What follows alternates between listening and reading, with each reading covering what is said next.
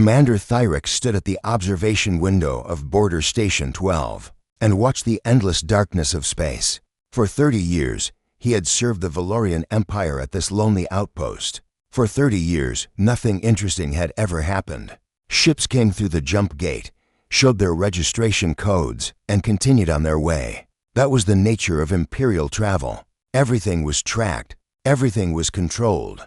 Everything was predictable. The Valorian Empire had ruled the galaxy for 12,000 years. Their power came from one simple thing. They controlled the jump gates. These massive structures allowed ships to travel between stars in moments instead of centuries. Without the gates, space travel was impossible. Every species knew this. Every species accepted this. The Empire built the gates, maintained the gates, and decided who could use the gates. Registration was mandatory. Unregistered travel meant death. Thyrix was old now, with gray scales covering his reptilian face. His eyes were tired. His bones ached in the cold station air. He had requested retirement 6 times, and 6 times the bureaucracy had ignored him. So he remained at his post, watching ships pass through, checking codes, filing reports that nobody read. The junior officer at the sensor console made a small sound of confusion. Thyrix turned slowly. "What is it?" "I am not sure, Commander. The long-range sensors detected something, but it does not make sense. Show me." The junior officer transferred the data to the main screen. Thyrix squinted at the display. There was a contact marker blinking in the deep black, far from any gate or known shipping route. The system listed it as unidentified. "It is probably a sensor ghost," Thyrix said. "We had the same problem last month. Solar radiation from the nearby star creates false readings." "Yes, Commander. That is what I thought. But look at this." The junior officer adjusted the display. The contact marker moved, not drifting like debris, not tumbling like a dead ship. It moved with purpose, following a straight line toward the inner systems. Thyrix felt something cold settle in his stomach. "That is not a ghost, no, Commander. And there is something else. According to the sensors, this object came from the dead zone. The dead zone was a region of space where no jump gates existed. The Empire had never built there because the stars were too far apart and the resources too poor. Nothing lived in the dead zone. Nothing could travel through it. A ship trying to cross that region using normal engines would take thousands of years." "That is impossible," Thyrix said. "I know, Commander, but the trajectory is clear. Whatever this is, it came from deep inside the dead zone, and it is moving faster than any ship I have ever seen." Thyrix walked to the communication console and opened a channel. "Unknown vessel. This is Imperial Border Station 12. You are entering controlled space without proper registration. Identify yourself immediately and transmit your authorization codes." Static answered him. Then silence. "Unknown vessel. Respond immediately. Failure to identify yourself is a violation of Imperial law. You will be fired upon if you do not comply." More silence. The contact marker continued moving, completely ignoring the warning. Thyrix felt sweat forming on his scales. In 30 years, he had never encountered a ship that refused to respond. Every captain knew the consequences of ignoring an Imperial station. The punishment was death, and the Empire always carried out its punishments. "Send an alert to Sector Command," Thyrix ordered. "Tell them we have an unregistered vessel approaching from the dead zone. Request instructions." The junior officer worked at his console. His hands were shaking. "Message sent, Commander. But Sector Command is 6 hours away by communication relay. By the time they respond, this object will be deep inside Imperial territory." Thyrix studied the sensor data more carefully. The object was not large, perhaps the size of a small transport ship, but its speed was remarkable. Imperial warships at full power could not match it. And the energy readings were strange. The sensors could not identify the power source or the propulsion system. "What is it using to move that fast?" Thyrix asked. "Unknown, Commander. The engine signature does not match anything in our database. It is not using a gravity drive or a plasma engine or any technology I recognize. It is something completely new. New technology was dangerous. The Empire maintained its power by controlling technology. Any species that developed something useful was required to share it with the Empire. Those who refused were eliminated. The Valorians had destroyed entire civilizations for trying to keep secrets. But this ship came from the dead zone. No known species lived there. The Empire had surveyed that region long ago and found nothing of value. Just empty stars and barren worlds. Could it be a natural phenomenon? Thyrex asked without much hope. No, Commander. The movement pattern is too precise. Something is controlling it. Something intelligent. Thyrex opened a channel to the station's small defense force. They had 3 patrol ships, old models with outdated weapons. Enough to handle smugglers and pirates, but nothing more. All patrol vessels, launch immediately. Intercept the unknown contact and force it to stop. Use whatever means necessary. The 3 patrol ships undocked from the station and accelerated toward the contact. Thyrex watched them on the sensor display. 3 small dots moving to meet one slightly larger dot. The distance between them shrank rapidly. Patrol leader to station. The radio crackled. We have visual contact with the unknown vessel. It is. Commander, I have never seen anything like this. Describe it. It is shaped like a cylinder. Smooth and dark. No visible engines.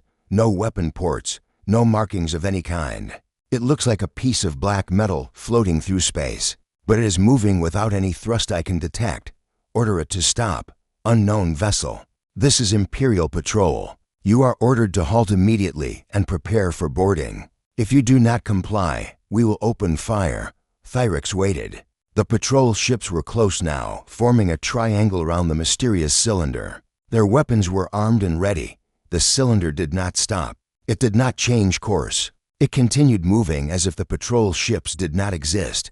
It is ignoring us, Commander. Requesting permission to engage, Thyrex hesitated. Firing on an unknown vessel could start an incident, but allowing an unregistered ship to enter Imperial space could end his career. The choice was obvious. Permission granted. Disable that ship. The patrol ships opened fire. Plasma bolts streaked through space toward the dark cylinder. Thyrex expected to see impacts, explosions, damage.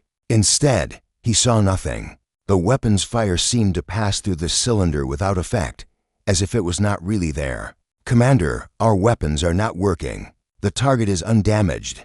Increase power. All ships focus fire on the same point.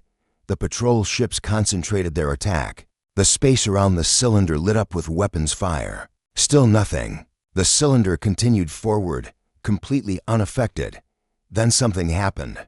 The cylinder began to glow with a soft blue light. The glow intensified, becoming brighter and brighter until Thyrex had to shield his eyes. On the sensor display, he saw the 3 patrol ships suddenly lose power. Their engines died. Their weapons went silent. They began drifting, dark and lifeless. Patrol leader, respond. What happened? No answer came from the dead ships. Thyrex backed away from the console. His hearts were pounding. His mouth was dry. In 12,000 years of Imperial history, no weapon had ever disabled Valorian ships so completely and so quickly. Whatever was inside that cylinder possessed technology, far beyond anything the Empire had encountered. Get me Sector Command, Thyrex said. His voice was barely a whisper. Emergency priority? Tell them we have made contact with an unknown hostile force. Our patrol ships have been neutralized without casualties. The enemy vessel is continuing toward the core worlds. We cannot stop it. The junior officer's hands trembled as he worked the console. Commander, the communication system is not responding. Something is blocking our signals. The blue glow from the cylinder was fading now. On the sensor display, Thyrex watched it accelerate even faster, leaving the disabled patrol ships behind. It was heading directly toward the heart of the Empire. What do we do, Commander? Thyrex had no answer. He had spent 30 years at the station following rules and procedures. Nothing in those rules prepared him for this. Nothing in Imperial history prepared anyone for this. The cylinder was gone now. Too fast for the sensors to track. It would reach the inner systems within days. It would pass dozens of stations and hundreds of patrol ships, and none of them would be able to stop it. Thyrex sat down heavily in his command chair. His career was over. That much was certain. But something told him that his career was the least of his problems.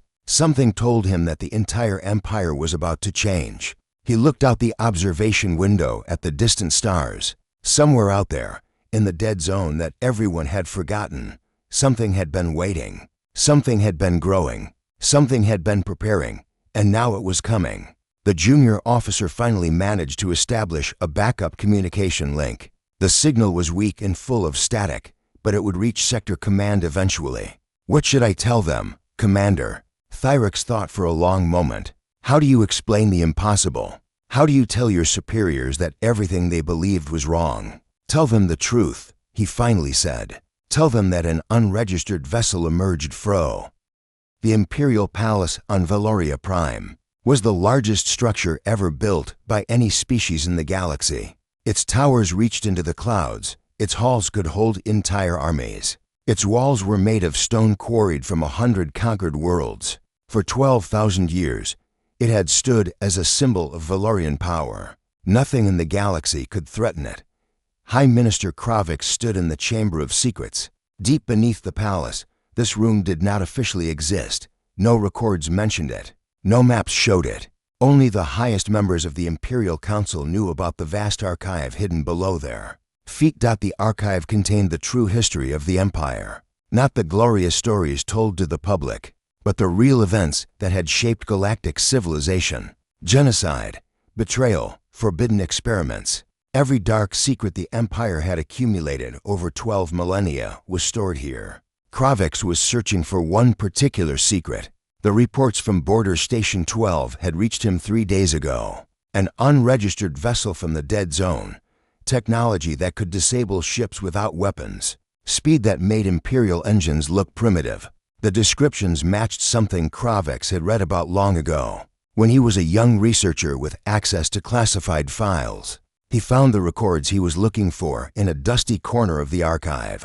They were stored in an old format that required special equipment to read. The files were marked with the highest security classification and dated 300 years in the past. Project Quarantine. Kravix loaded the files and began reading. As the information appeared on his screen, his blood ran cold. 3 centuries ago, an Imperial survey ship had discovered a small planet in an unremarkable solar system near the edge of the dead zone. The planet was primitive by galactic standards. Its dominant species had barely achieved basic technology. They were building simple machines and fighting wars with chemical explosives. The species called themselves humans. The survey team studied the humans from orbit for several months. What they found disturbed them greatly. The humans were aggressive, violent, and unpredictable. They fought constant wars against each other. They consumed resources at an alarming rate. They showed no respect for authority or tradition. But that was not the worst part. The worst part was their potential. The humans learned at an incredible speed. In just a few thousand years, they had gone from stone tools to nuclear weapons. Their technology was advancing faster than any species the Empire had ever encountered. The survey team calculated that within a few centuries, the humans would develop space travel. Within a millennium, they might rival the Empire itself. The Imperial Council faced a difficult choice. They could contact the humans and bring them into Imperial civilization. But the humans' aggressive nature made them dangerous. They would not accept Valorian rule peacefully. They would rebel and cause chaos throughout the galaxy. The alternative was elimination. The Empire had destroyed troublesome species before. A few carefully placed weapons could sterilize the human homeworld and end the threat permanently. But something stopped them. The survey team had observed human culture closely. They had seen the humans' capacity for violence, yes, but they had also seen something else. The humans had art and music and literature. They had families and communities. They laughed and loved and dreamed of the stars. Destroying them felt wrong, even to the cold hearts of the Valorian Council. So they chose a third option: quarantine. The Empire surrounded the human solar system with an invisible barrier of sensor buoys and automated defense platforms. Any ship approaching from outside would be destroyed. Any ship trying to leave would be destroyed. The humans were trapped in their own star system, cut off from the rest of the galaxy. The official records of the survey were erased. The coordinates of the human world were removed from all star charts. The species called humanity was forgotten. The Empire assumed they would eventually destroy themselves through war or environmental collapse. Most primitive species did, and for 300 years, that assumption seemed correct. The sensor buoys detected nuclear explosions on the human world. Wars came and went. The humans continued their violent ways, seemingly determined to prove the Empire right about them. But they did not destroy themselves. Kravix scrolled through the records with growing horror. The sensor buoys had continued sending data for about 200 years. Then, one by one, they went silent. The automated defense platforms followed. Something was systematically dismantling the quarantine barrier from the inside. The last transmission from the final defense platform contained a single image, a human spacecraft, crude and primitive-looking, but clearly functional. The humans had reached space despite everything. They had found the barrier that imprisoned them, and they had destroyed it. That was 100 years ago. For 100 years, the Empire had received no information about the humans. The files simply ended. No updates, no follow-up reports, no investigation. Someone had classified the entire project and buried it so deep that even high ministers did not know about it. Until now. Kravix understood what the unregistered vessel meant. The humans had not just survived. They had advanced.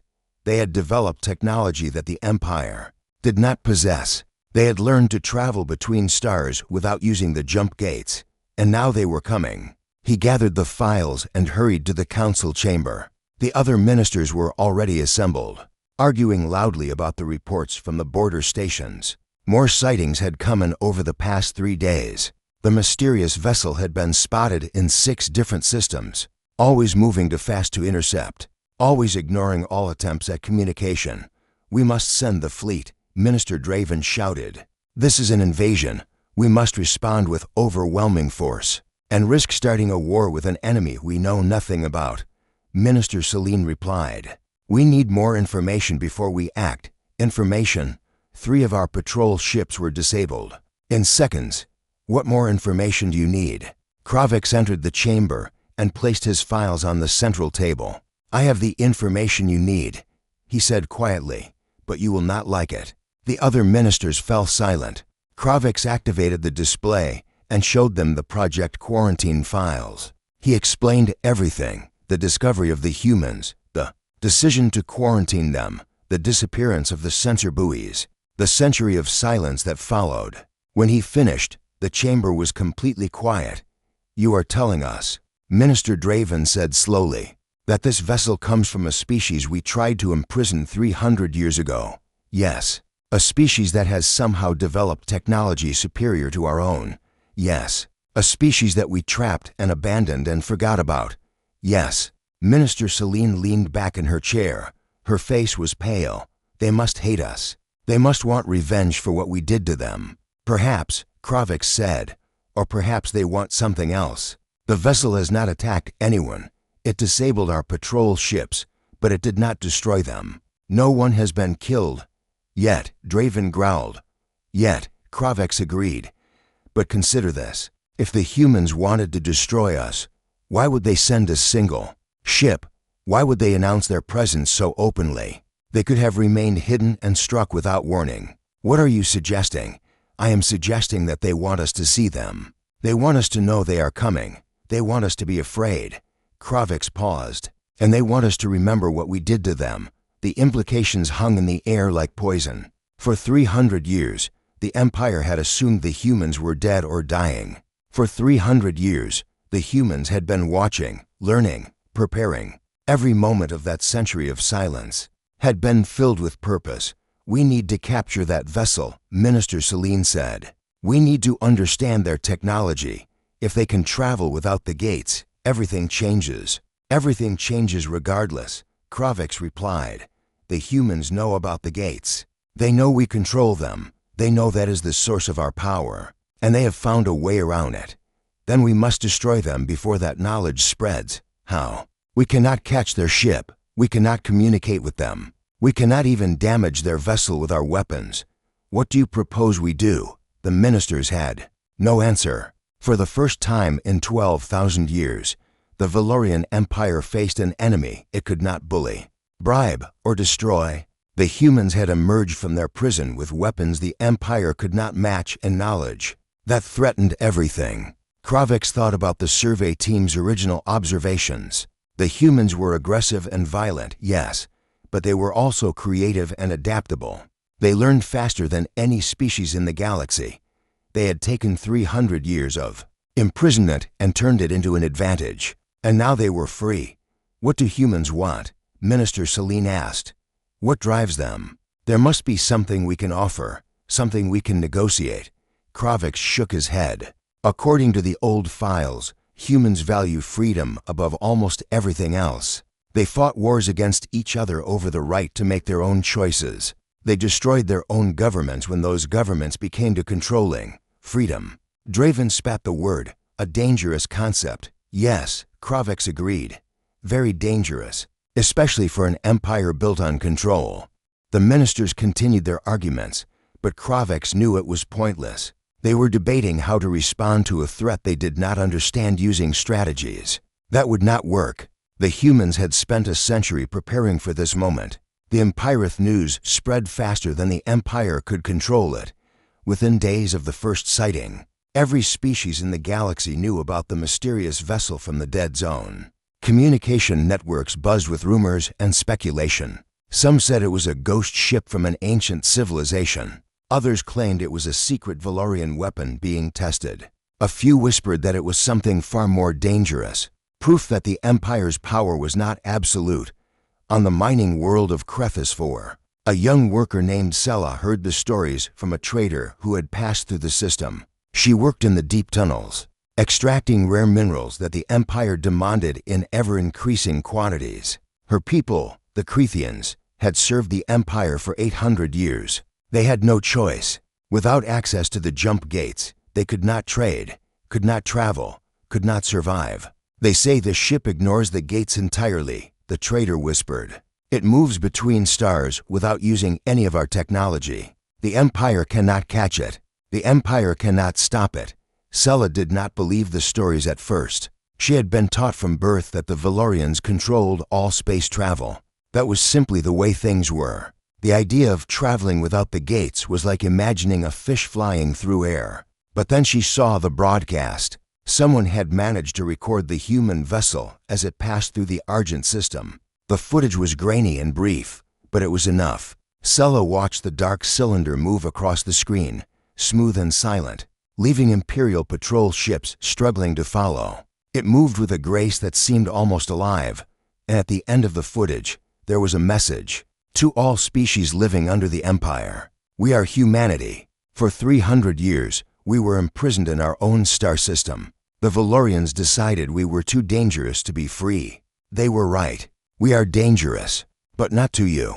We are only dangerous to those who would cage the innocent and call it order. We are coming to show you that there is another way. The gates are not the only path through the stars. Freedom is possible. Watch for us. Sela played the message again and again. The voice speaking was strange, using sounds she had never heard before. But the meaning was clear. Someone out there had defied the Empire and survived. Someone had found a way to travel freely, for the first time in her life. Sela felt something she had never experienced before. Hope. Similar scenes played out across the galaxy. On agricultural worlds and factory planets, on space stations and colony ships. The downtrodden species of the Empire heard the human message. Most were afraid to speak about it openly. Imperial informants were everywhere. Rebellion meant death, but in quiet corners and secret meetings, the whispers grew louder. Did you see the footage? They say the humans were imprisoned just like us. They broke free. They built their own ships. If they can do it, maybe we can too. The Valorian Security Council watched these developments with growing alarm. Their spy networks reported increased activity among the subject species. Underground organizations that had been dormant for centuries were suddenly active again. Weapons were being stockpiled. Encrypted messages were being exchanged. The situation is deteriorating rapidly. Security Minister Vorn reported to the Council. We have identified revolutionary cells on 47 worlds. The human broadcast has inspired movements that we thought we had crushed long ago. Then crush them again, High Minister Kravix replied. We have done it before. It is not that simple. In the past, rebels had no hope. They knew they could not survive without the gates. They knew we would always find them eventually. But now Vorn hesitated. Now they believe escape is possible. They believe the humans will come to save them. The humans are a single ship. They cannot save anyone. With respect, High Minister, it does not matter what the humans can actually do. It matters what people believe they can do. And right now, half the galaxy believes that the humans are invincible. The council chamber fell silent. Every minister understood the danger. The Empire's power depended on the obedience of countless species across thousands of worlds. They did not have enough soldiers or ships to control everyone by force. They relied on acceptance, on the belief that Valorian rule was inevitable and eternal. The humans were destroying that belief. We need to act decisively, Minister Draven declared. Send the Third Fleet to intercept the human vessel. 800 warships should be enough to capture or destroy it. We will broadcast the battle across the galaxy. We will show everyone that the humans are not invincible. And if the fleet fails, Minister Celine asked, it will not fail. We will overwhelm them with numbers if nothing else. Kravix was not convinced, but he had no better plan. The human vessel continued its journey toward the core worlds, passing through system after system without stopping. It had been seen but never engaged since those first patrol ships were disabled. Perhaps the fleet could succeed where the patrols had failed. Very well, he said. Deploy the Third Fleet. Full combat readiness. Admiral Theron will command. The orders went out, and the largest fleet movement in a century began. 800 warships gathered from across the Empire and moved to intercept the human vessel. Each ship was armed with the best weapons Valorian technology could produce. Each crew was trained to perfection. The fleet represented the concentrated military might of a 12,000-year civilization. While the fleet assembled, the human vessel continued sending messages. They were not threats or demands. They were stories that the humans told the galaxy about their history. They told about their wars and their mistakes, their failures and their triumphs. They told about the day they discovered the sensor buoys surrounding their system and realized they were not alone in the universe. They told about the shock of finding the automated defense platforms that would have destroyed any ship trying to leave. We spent 20 years studying the prison they built for us, the broadcasts explained. We learned everything we could about the technology, and then we spent 80 years building something better. Not because we wanted revenge, because we wanted to be free, because everyone deserves to be free. The messages reached the subject species of the Empire like water reaching parched soil. For centuries, these peoples had been told they were inferior, that they needed Valorian guidance, that they could not survive on their own. The humans proved that was a lie. A species the Empire had dismissed and imprisoned had surpassed their captors. On Krethis 4, Sela organized a small group of workers who listened to the human broadcasts together. They met in the deep tunnels where Imperial monitors could not reach. At first, they just talked about what they had heard. Then they started talking about what they could do. The Empire depends on our minerals, Sela said. If we stopped working, their ships would not fly. Their weapons would not fire. They would kill us all. An older worker replied. They have done it before. They have done it when we had no hope of rescue. But the humans are coming. What if we held out long enough for them to arrive? It was a dangerous dream, but Sela was not the only one dreaming it. Across the galaxy, similar conversations were happening. The humans had not just shown that escape was possible. They had shown that the Empire could be resisted. Admiral Theron positioned his fleet in the path of the human vessel. His ships formed a massive wall of metal and firepower, blocking the route to the core worlds. Sensor officers tracked the approaching cylinder with growing nervousness. It was still moving at that impossible speed, still ignoring all attempts at communication. All ships, this is Admiral Theron. The enemy vessel will enter weapons range in approximately 2 hours. We will surround and capture it if possible. If it resists, we will destroy it. For the Empire. For the Empire, 800 crews responded. But many of those crews were not Valorian. The Empire's ships were crewed by dozens of different species. Some served willingly. Others served because they had no choice. And now many of them had heard the human broadcasts. Many of them were wondering if they should be fighting against the humans at all. A communications officer on the battleship Relentless received an encrypted transmission. It was not from any Imperial source. The encryption was unfamiliar, yet her console decoded it automatically. The message was simple: you do not have to fight. When the moment comes, choose your own path. She deleted the message and told no one. But she remembered it. Similar messages reached ships throughout the fleet. The humans were not just approaching for a battle. They were preparing the battlefield in ways the Empire did not understand. They were planting seeds of doubt and hope in the minds of Imperial crews. Admiral Theron watched the approaching contact with growing unease. Something was wrong. The human vessel was not slowing down or changing course. It was heading directly into the center of his fleet as if 800 warships meant nothing. "Admiral, the contact is accelerating." "Impossible. It was already at maximum speed." "It is accelerating, sir. New trajectory puts it entering our formation in 15 minutes. Theron studied the sensor data. The human vessel was going to fly directly through his fleet without stopping. It was either Inc. The Third Fleet opened fire with everything they had. 800 warships unleashed a wall of destruction that should have vaporized a small moon. Plasma bolts, missile swarms, and energy beams converged on the human vessel from every direction. The space around the cylinder erupted in light and fire. Admiral Theron watched the display with grim satisfaction. Nothing could survive such concentrated firepower. The human vessel emerged from the barrage completely undamaged. Theron's satisfaction turned to ice. "That is impossible. Increase power to all weapons. Continuous fire. Do not stop until that thing is destroyed." The fleet continued its assault. Minutes passed. The cylinder kept moving forward, passing through the formation as if the warships were nothing more than obstacles to avoid. Weapons fire that should have annihilated cities bounced harmlessly off its dark surface. And then the cylinder did something unexpected. It stopped in the center of the Imperial fleet. Surrounded by 800 enemy ships, the human vessel came to a complete halt. Every sensor in the fleet locked onto it. Every weapon aimed at it. The silence was absolute. "Admiral, we are receiving a transmission.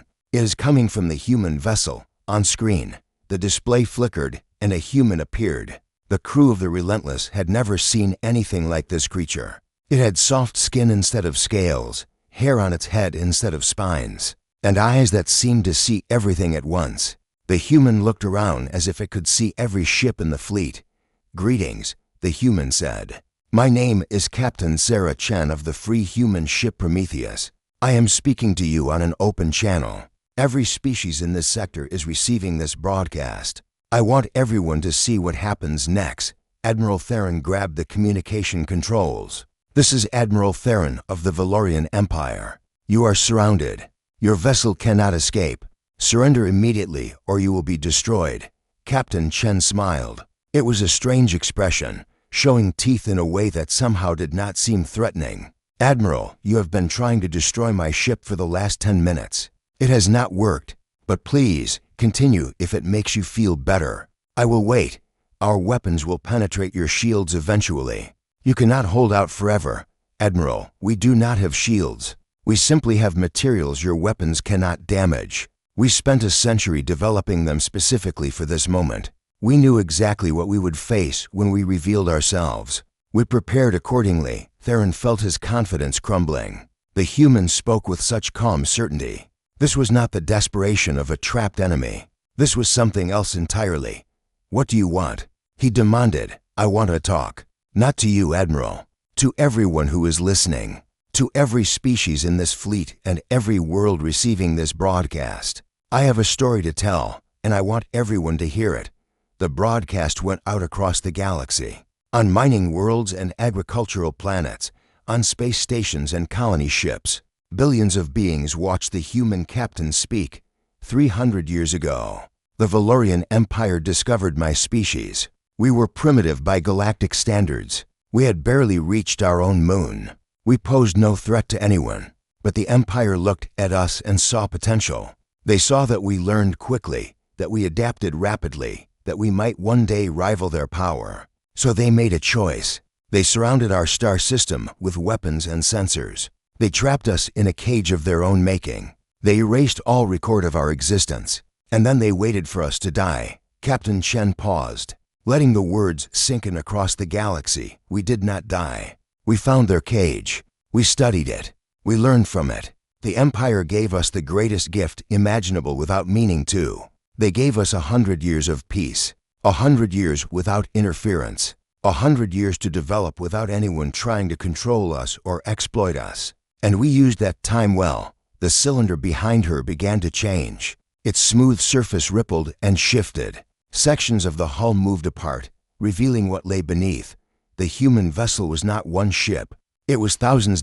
Tiny craft poured out of the cylinder like seeds from a flower. They spread throughout the fleet in seconds, moving between the massive Imperial warships with impossible agility. Before anyone could react, the human ships had surrounded every vessel in the Third Fleet. Admiral Theron watched in horror as the tactical display filled with new contacts. One moment, he had overwhelming numerical superiority. The next, his fleet was completely surrounded by enemy craft too small and fast for his weapons to target. "What is this?" he breathed. "This is humanity," Captain Chen replied. "We learned long ago that we are not strong as individuals. Our bodies are fragile. Our lives are short. But together, we are capable of remarkable things. Each of these small ships is piloted by a human volunteer. Each one carries technology that can disable an Imperial warship, and each one has been given the same instructions." The human captain leaned forward slightly. "They are not going to fire unless you do. This is not an attack, Admiral. This is a demonstration. We are showing you and everyone watching that we have the power to destroy you, and we are choosing not to use it." "Why?" Theron asked. He genuinely did not understand. If the positions were reversed, the Empire would have destroyed the enemy without hesitation. That was how power worked. That was how it had always worked. Because we are not like you. We do not want to rule the galaxy. We do not want revenge for what you did to us. We want something much simpler. We want to give people choices. Captain Chen's image was replaced by a star map. The map showed the jump gate network that connected the galaxy, the web of controlled routes that had given the Empire its power for 12,000 years. For as long as anyone can remember, the Valorians have controlled travel between the stars. They have used that control to dominate and exploit everyone else. But there is another way. We have developed drives that allow faster-than-light travel without the gates, and we are willing to share this technology with anyone who wants it. The message went out to every receiver in the galaxy. For a moment, nothing happened. Then the Imperial communication networks began overloading with traffic. Every species that had ever resented Valorian control, every world that had ever dreamed of freedom, every individual who had ever wished for something better was suddenly talking at once. Admiral Theron watched his fleet become irrelevant. His ships still held their positions, still had their weapons armed, but none of that mattered anymore. The humans had offered the galaxy something more valuable than military victory. They had offered freedom. "This is a trick," Theron said. "You cannot simply give away technology that valuable." "Why not?" Captain Chen asked. "We do not need to control the galaxy. We just want to live in it. If other species can travel freely, everyone benefits. Trade increases. Ideas spread faster. Conflicts become less necessary because resources are easier to access. The only ones who lose are those who profit from keeping everyone else trapped." The human captain smiled again. "The Valorians made a terrible mistake 300 years ago. They thought they were protecting themselves by trapping us. Instead, they gave us time to become something better than they could imagine. We are not offering to replace the Empire. We are offering to make the Empire unnecessary." On Crethus 4, Sella watched the broadcast with tears running down her face. She did not fully understand everything the human captain was saying. She did not need to. She understood the most important part. The cage was open. Ships throughout the Third Fleet began receiving requests. Not attacks, not demands, requests. The human vessels were asking Imperial crews if they wanted to leave. They were offering transportation to worlds outside Valorian control. They were offering a choice. "Admiral, we are receiving reports from multiple vessels. Crew members are abandoning their posts. Some ships are reporting complete desertions. Theron stared at the display in disbelief. His fleet was falling apart without a single shot being fired. The humans were dismantling his command with nothing more than words and opportunities. Order all crews to remain at their stations. Anyone who deserts will be executed. But the threats no longer worked. The crews knew that the Empire could not catch them if they left. The humans would protect them. The humans would give them a new life. The fear that had kept the Empire together for 12,000 years was evaporating like morning mist. Captain Chen appeared on screen again. Admiral Theron, you have a choice to make. You can continue serving an empire that is already dying, or you can come with us. We have no hatred for the Valorian people, only for the system that made them our jailers. You could help us build something new. I am a loyal officer of the Empire, I know, but the Empire you served is already gone. What you do next is up to you. The human vessels began moving away from the Imperial fleet. They did not attack. They did not threaten. They simply left, taking thousands of former Imperial crew members with them. Ships that had arrived fully crewed departed with skeleton staffs. Admiral Theron stood alone on his bridge. Most of his officers had left. Most of his crew had chosen to follow the humans. The greatest fleet ever assembled was now a collection of empty shells. He could still fight. Some ships remained loyal, but what would he be fighting for? The Empire's power had depended on control, and control depended on the gates. The humans had made the gates meaningless.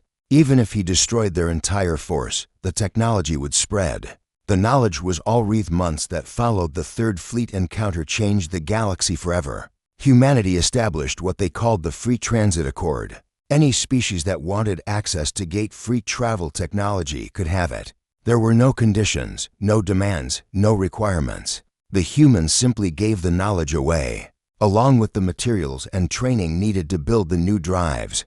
The effect was immediate and devastating for the Valorian Empire. Entire sectors declared independence within weeks. Species that had served the Empire for millennia suddenly realized they did not need to serve anymore. They could travel freely, trade freely, live freely. The jump gates that had been the source of all Valorian power became relics, still useful but no longer essential. On Krethis 4, Sela watched the first human ships arrive with the promised technology. They were small vessels, nothing like the massive Imperial transports she was used to seeing, but they carried something more valuable than any cargo: freedom. The drives are not complicated. A human engineer explained to the gathered workers. Once you understand the principles, you can build them from materials available on almost any world. We specifically designed them that way. We wanted to make sure no one could control this technology, the way the Valorians controlled the gates. Sela studied the diagrams carefully. She had always been good with machines. The deep mines required constant maintenance, and workers who could repair equipment were valued. These new drives used principles she had never seen before, but the engineering was surprisingly elegant. "Why are you doing this?" she asked the human. "You could have used this technology to conquer the galaxy yourselves. You could have become the new empire."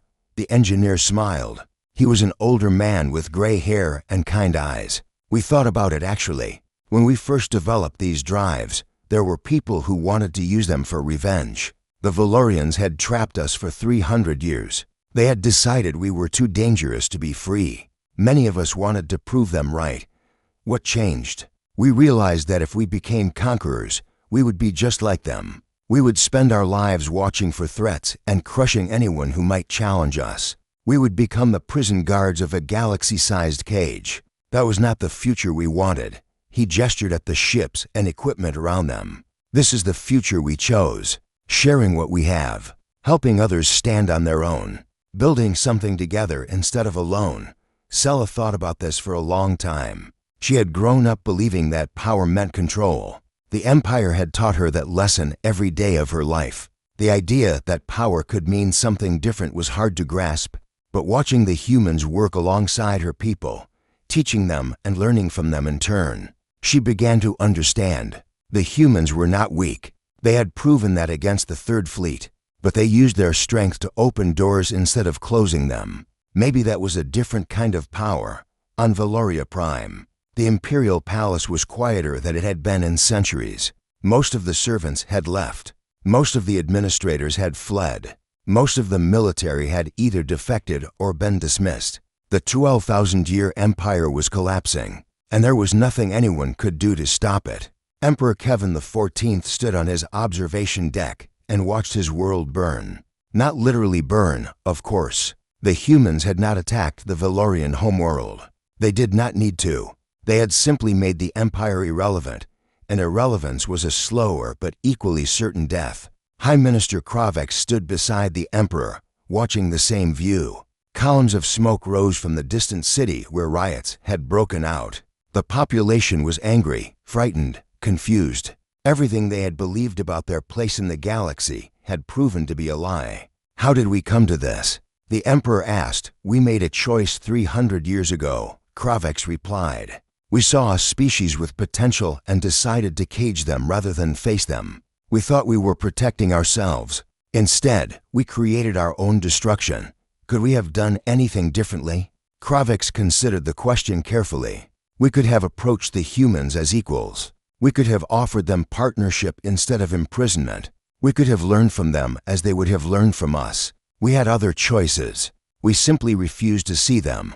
The emperor was silent for a long moment. He was not an old man, but he looked ancient now. The weight of 12,000 years of imperial history pressed down on his shoulders. What happens now? I do not know. The humans have offered to help us transition to the new order. They have promised that no Valorian will be harmed if we accept their terms.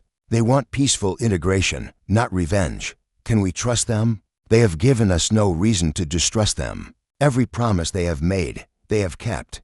Every threat they have made, they have been capable of carrying out. They could have destroyed us. They chose not to. The emperor walked to the edge of the observation deck and looked down at the palace grounds. Far below, guards still patrolled those grounds, but their numbers were fewer every day. Soon, there would be no one left to guard an emperor with no empire. My ancestors built this palace to last forever, he said. They believed the empire would rule the galaxy until the stars burned out. They could not imagine any force capable of challenging us. No one imagined the humans.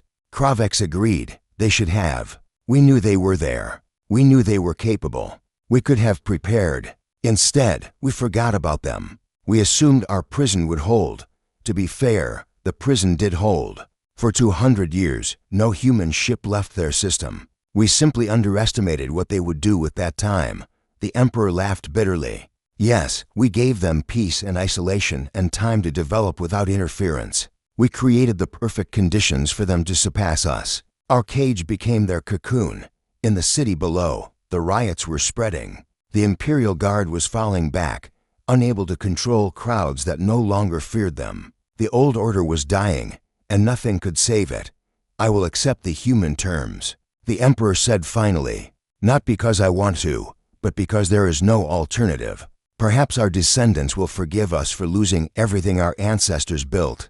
Perhaps they will be grateful, Kravex suggested. The empire was built on control and fear. The humans are offering something different. If what they promise is true, the galaxy they create will be better than the one we ruled. That is a very optimistic view. It is the only view that allows me to sleep at night. The formal surrender came 3 days later. Emperor Kevin signed documents that dissolved the Valorian Empire and released all subject species from their obligations. In exchange, the humans guaranteed the safety of the Valorian people and offered them full membership. In the Free Transit Accord, the announcement was broadcast across the galaxy. 12,000 years of history ended not with a battle, but with a signature on Krethis 4. Sella watched the ceremony with the other workers. When the Emperor's seal touched the final document, a cheer went up from the crowd. People who had been afraid to speak freely their entire lives suddenly found their voices. We are free, someone shouted. We are finally free. Sella did not cheer. She was thinking about the future. Freedom was wonderful, but it was also frightening. For 800 years, her people had been told what to do, where to go, how to live. Now they would have to make those decisions for themselves. The human engineer found her sitting alone after the celebration. You do not seem happy. He observed. I am happy, she said, but I am also scared. We have never had to take care of ourselves before. What if we fail? You might fail, he agreed. Many species will struggle in the transition. Some will make terrible mistakes. That is the nature of freedom. It includes the freedom to fail. That does not sound very encouraging. The engineer sat down beside her. When my ancestors were trapped in their star system, they faced the same fear. They had to build everything from nothing. They had to learn from their mistakes because there was no one to teach them. Many times, they almost gave up. Many times, they almost destroyed themselves. But they kept going. They kept trying. And eventually, they succeeded. He pointed at the sky. Where the first stars were beginning to appear, those stars were beyond our reach once. We looked at them and dreamed of traveling among them. Now we have made that dream real, not just for ourselves, but for everyone. Your people will have struggles ahead, but you will also have opportunities that your parents and grandparents could never imagine. What you do with those opportunities is up to you. Sela looked at the stars for a long time. She thought about her life in the mines, the endless work, the constant fear, the certainty that nothing would ever change. That life was over now. What came next was unknown and uncertain, but it was hers. I want to learn, she said finally. I want to understand your technology. I want to help build something new. The engineer smiled. Then we will teach you. That is why we came. Not to conquer or control, but to share what we know. The galaxy has been divided for too long. It is time to bring it together. Across the galaxy, similar Khan.